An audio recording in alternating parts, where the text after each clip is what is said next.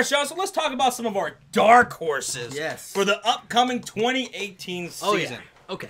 All right. I like this one. So these aren't the teams that we know are going to be damn good. These are teams that nobody's really got talking some about. potential to them, and they could make some wild noise in the upcoming season. They're Similar to the Los Angeles Rams of 2017. Yes. We didn't think much of them. Nope. And they turned out to go. Nobody did. Win in the division and go into the playoffs. Nobody did. Nobody Saints saw the Rams doing that. The Saints took a huge step forward last year. Their defense was legit. Yeah. Alvin Kamara was one of the best running backs in the league. Definitely. Especially at catching the ball. Oh, yeah. Phenomenal. But, so let's talk about some dark horses. You have a dark horse for me, Sean? I do have a dark horse. Now, my dark horse this year. No. Okay. Your number one dark horse. You name one, I'll name one, and then we'll talk about some other potential dark horses. Gotcha. Okay. Who's your number one dark horse as of right now, prior to the draft? My number one dark horse. Yes. The Jets. New York Jets. The New York Football Jets? The New York Football Jets. JC's going to love the gang green? The gang Shout green. out to Jet Central. Yes. He loves that, me saying that. I think the New York Jets are a dark horse. What they did over there, they got Tremaine Johnson. They went out and got a couple other players. Oh, my God. My mind just went blank on who they got. But they went out and got players in free agency. I love what they did. Now, they are in prime position to get a quarterback at number 3. Right? They're going to go out and get themselves a franchise quarterback. And let's not forget, they had some weapons over there. Curse was over there. They also had... Robbie Anderson. Yep, Anderson. So they have weapons. Now, they did lose Jenkins. They did lose Jenkins. Also preferring Jenkins. Yes. But them getting themselves a solidified quarterback, I think is going to help that team. And they still got McCown over there, who he said he's okay with being a bridge quarterback. He understands that. He's going to accept that role. And he did phenomenal. That was last year. I like that signing. Yeah, them re-signing him and getting him back. That was really good. Phenomenal. He knows offense. Keep him there. Get a quarterback. Maybe start that rookie. I don't know. But either way, I think this could be a team that could compete. And, I love what Todd Bowles is doing. Yep. I'm glad he didn't get fired. Yes. There are people... a lot of people thought he was going to. He was going to. I'm glad he didn't. I like the direction they're going, the New York Jets. And you know what? I think they're going to give the Patriots a run for their money in those 2 games they're going to be playing. I would love to see the Jets sweep the Patriots after they got screwed over in that one game. I would love Austin Seferian-Jenkins, that was a touchdown, damn it. Yeah, they should have won. Yeah. They should have won that game against the Patriots. All right, so the Jets are your dark horse, your number one dark horse. Yeah. I like that. I like that. I could have won Jets. I wrote them down as a potential. Okay, who's but yours? Here's my number one dark horse so far. I don't like how you're smiling right now. And this is completely unbiased. Oh God, that means it is biased. So my number one dark horse is going to be the Bears. How'd I know? With that fucking little evil grin you had, I knew it. Chicago Bears are my number one dark horse right now. Okay. Tell us why. Some people might say the Texans. Tell us why. Throw that out there, but see, I think the Texans are going to be a legit team next year. I think they're going to be legit. They're not a dark horse We both team. have them They shouldn't. top 10. They should not be. Yeah, they should not be in our power rankings. Yeah, we have top 10. We have top 10. Yeah. They should not be under the radar. If this team is if the Texans are healthy, hell yeah. Jets were a good one. I almost went with them. Yeah. It was between the Jets, the 49ers, and the Bears. I went Chicago because I think they are a more well-rounded team right now over the 49ers or even the Jets. That offensive line. Yeah. We did lose Josh Sitton, but I think we can address that easily in the draft. If Quentin Nelson could fall to us, that'd be awesome. Or Will Hernandez later on.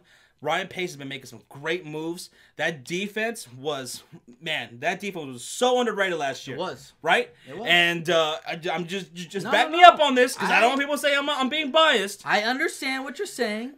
Now, understand. I love the signing of Nagy to the Chicago Bears. Yeah. New head coach. Mitchell Trubisky's finally got weapons. He's got Allen Robinson. He's got Taylor Gabriel. He's got Trey Burton. We also still have Adam Shaheen, that big son of a bitch tight end. We got Jordan Howard, Tariq Cohen. How can anyone sleep on this team? Don't do it. Yeah. This is my number one dark horse, my Chicago Bears. The Bears. Of course. Solid defense. I think our offense is going to take a huge leap forward. So huge. Huge forward going into this season. Yeah. So, come on. I mean, no. Okay. What do you think? It hurts to say this, but I understand where you're coming from. I do, because I said last year, if they can get Trubisky some weapons, this team could be dangerous. Now, do I think y'all are gonna make playoffs? No, but I think y'all can compete. Y'all did compete with teams last year. But as a dark horse. As a dark horse, they can compete. Right now, I don't think we will make the playoffs either. Yeah. But we're a dark horse team to possibly make it. I really think y'all could be a team that's going to compete, upset some teams, be in a lot of games. We were doing that already last year. Y'all were doing that already? Last year, we were in a shitload of games, man. Oh, and let's not forget, y'all had a lot of issues kicking. So, exactly. We picked up Cody Parkey. So, that goes to my point. Exactly. Yeah. We were in a lot of games last year with a lot of good teams, right? Yeah. Some of the best teams in the NFL last year. Yeah. With the exception of the Philadelphia Eagles. They really whooped our asses, right? But, yeah, we were in a lot of games, and our defense is underrated. Our offense is going to take a huge step. Yeah. I think, a lot of those games are going to go our way. Yeah. How many games that we get close to, but because we couldn't kick the damn ball, we couldn't kick field goals or extra points, that cost us like 2 or 3 games. So that's right. I think Chicago Bears have the potential to win 8 to 10 games and are a good, solid dark horse team to be even better. I can't argue that. They are still a little bit young there, but I think, like I said, some people are gonna call the Bears overrated. Overrated. They can't be overrated. This is dark horse path. They are on the right path. Them getting an offensive-minded head coach, and I can't remember the last time y'all. Well, last time y'all did Mark Trestman, but this Matt Nagy has. I'm sorry, but I had to. Matt Nagy, though, he has proof that he's been successful offensive-wise in the NFL.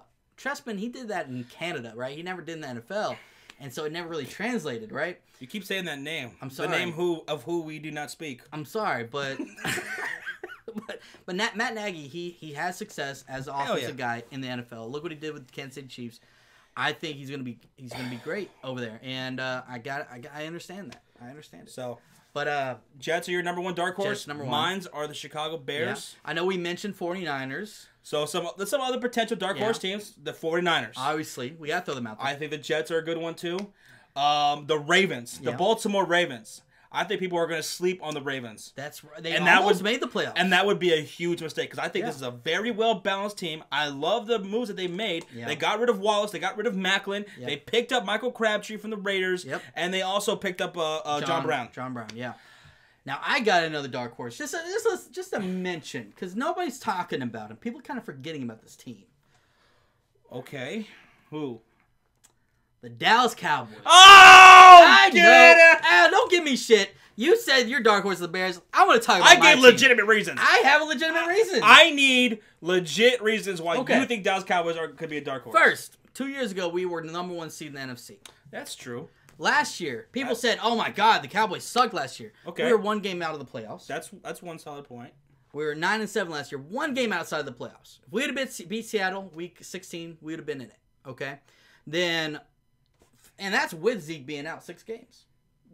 Okay, another solid point. Okay, so we could have easily been in it. Now, with Zeke healthy, while we had Zeke a couple years ago, and even last year when we had Zeke healthy, when we were on a good stretch, we had one of the number 1 offenses, efficiency-wise, converting on 3rd downs, maintaining drives, time of possession. We cannot forget how dominant our offensive line is. And especially being able to move Lyle Collins back to guard, which really worked 2 years ago when we were the number 1 seed. Yep, we're going to be good. And you picked up somebody for the offensive line this offseason, right? Yes, Cameron Fleming. That allows us to move Lyle Collins back to guard, he's more comfortable at. Okay. Now, our defense is the biggest question, but we have a lot of young players that are going to develop. Chidobe Awuzie, Jordan Lewis. We're moving Byron Jones back down. What about Dez, though? Dez is fine. We got Allen Hurns. Is he? Yes, because now we got Allen Hurns, a guy that we can rely on. That was a good pickup. We can rely on Allen Hurns. He's going to take some pressure off of Dez. That's going to free up, I think, more room for Dez. And we still have Cole Beasley. We get Ryan Switzer more involved into that fucking offense. We'll be fine. People are sleeping on the Cowboys. When we have all our pieces on offense, this offense is one of the most efficient offenses in the NFL, converting third downs, maintaining drives. And that helps out a young defense either way. And we were getting DeMarcus Lawrence back. He was one of the top sack leaders. We'll be fine. Okay, I guess I could buy into that. You better fucking buy into Dallas it. Cowboys. But again, I'm really worried. I just want to throw that out because nobody's showing any respect to them. Just a couple years ago, they were number 1 seed. Just want to throw that out there. Okay. All right. Fuckers. So, Sean has Dallas Cowboys as a dark horse. What's another dark? Is there anybody else that we're out there we're not mentioning? Anybody? I feel like maybe. What about Tampa? What about Tampa? Could they be a dark horse? They were going to be they were one of our dark horses last year. But you know what? Did they take a bigger step back? I think so because I don't think they took a big step back. I think they stayed put, and I think that just right there shows me like they didn't make any drastic changes in this offseason, especially their coaching staff. I can't put them up there. Here's a good one. Who? The Detroit Lions. Ooh. Detroit Lions could be a dark horse. Well, they got a new head coach, Matt Patricia. I love that signing. Yeah, he's a defensive guy, and that's their biggest weakness on that team. They got LeGarrette Blount. They did, yep. And so somebody could run north and south finally. Maybe they can actually have a 100-yard rusher they haven't had in like I don't know how long. Yeah. So I do like that. Lions are definitely an option, man. We already know Matthew Stafford; he could do it even without a running game. What about the Buffalo Bills? They made the playoffs last year. Could they make the playoffs again, or you think they're going to be out of the Buffalo Bills? It's going to be tough because you have the Patriots still over there, the Jets up and coming, right? So that's why it's going to be tough for the Bills to do something. Staying in that division, what about the Miami Dolphins with getting Ryan Tannehill back next year? Yeah. They did lose Jarvis Landry. They lost Jarvis. But they feel like they're confident in these moves the moves that they're making. But this is the thing. It's hard for me to say that. I do like Adam Gase. I love Adam Gase, his play calling when he has Tannehill. But no, like you said, Jarvis. Yeah. They let go of Sue. And Pouncey. Yep. They lost 3 key players on their team in key positions. But you know what though? This could be like the Rams last year. Like we were sitting here questioning what they're doing, but maybe it is for the best. For the Kansas City Chiefs, maybe it was for the best for them to lose Marcus Peters. I will say this though. Now they did go out and get Frank Gore at running back. He went to Miami Dolphins. They do need to go get some offensive weapons for Oakland Raiders. Oakland Raiders. Yeah. Gruden coming back. That's definitely a dark horse. I would not discount the Oakland Raiders, man. They still got a ton of talent over there. Ooh. What about Denver? Denver Broncos? Because they did get Case Keenum, a quarterback that I think fits their offensive play calling. Don't turn over the ball. Play conservative. Allow your defense to keep you in games. And I think that team could be someone. They still got a good defense. Well, those are our dark horses. Our number one dark horse, again, is me for the Chicago Bears and you for the New York Jets. I got the Jets. And you heard some of our other potential dark horse teams. But we want to know what you guys think. Let us know. And, hey, we'll see, man. We'll probably touch this subject again. Yeah, we're going to be talking about this a lot. All right.